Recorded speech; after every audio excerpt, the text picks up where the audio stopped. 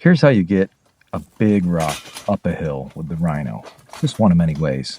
As you can see, I got the double pry bars here, and I am just going to move this rock up over a big root that I encountered while trying to get this thing up the hill. The lever action makes no problem of moving the rock forward, as you can see. And now I'm going to get behind it. I've got the uphill to my back, and this is just one possible method for moving something uphill with a Rhino. Get the pry bars underneath. You see that upright there, that post holds this big clamp, which is made of solid steel. You give it a good kick to get it in place. And since I don't want the load in front of me and have to push, you can pull heavy loads with the Rhino up. A lot simpler than you can push them. There's two ways to hold on to it. You can see these high handle uprights that I'm using here with my hands, and then you can see that horizontal cross piece, which is another way to give it a good pull up a hill. Now that clamp does its job to keep it in place, but sometimes it'll shake loose. And as you can see, it did so here when I dropped it on the ground. I'm just going to have to reset it. No problem here. So I'll take the clamp arm off, get the pry bars underneath it again, and get the rock good and tight up against that upright post.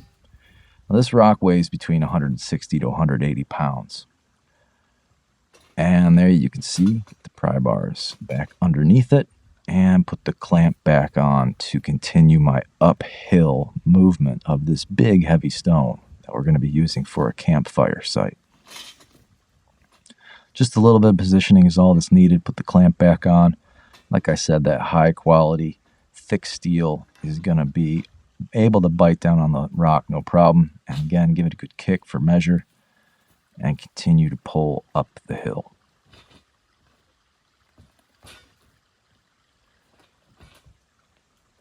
Now, one of the best ways to move this stone up is by pulling.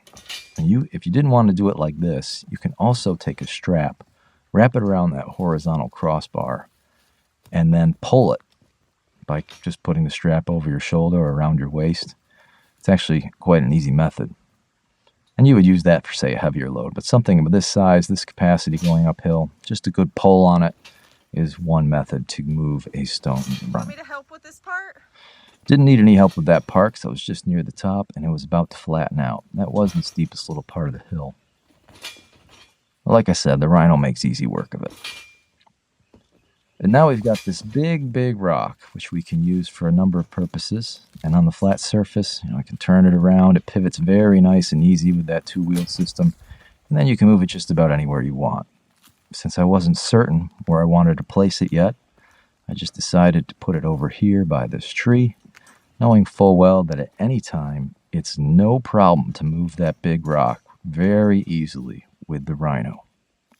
So, just drop it off there, pull away, and take advantage of that big stone later, either for a chair or a part of the big fire pit.